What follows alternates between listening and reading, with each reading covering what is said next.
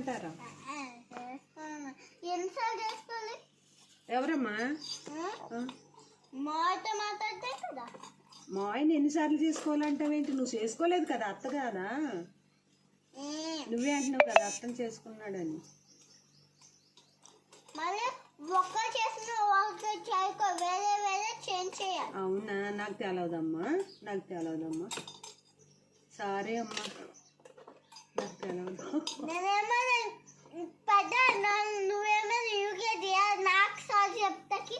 అంటే నీ అంత జ్ఞానం నాకు రాలేదు. ఒకసారి చేసుకున్నారు కదా, మళ్ళీ నిన్ను చేసుకోమన్నాను కదా, అందుకని నాకు తెలవదు అంటున్నా. నీకు తెలుసు కదా.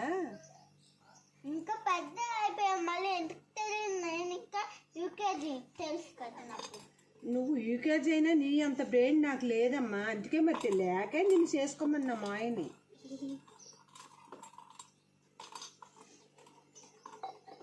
చేసుకుంటావా మా ఆయన్ని లేదా? ఒక్కరిని చేసుకున్నా ఒక్కరు చేసుకోదని చెప్పాను కదా. అవునా? మరి ఇప్పుడు ఎందుకు ఎవరు చేసుకుంటావు?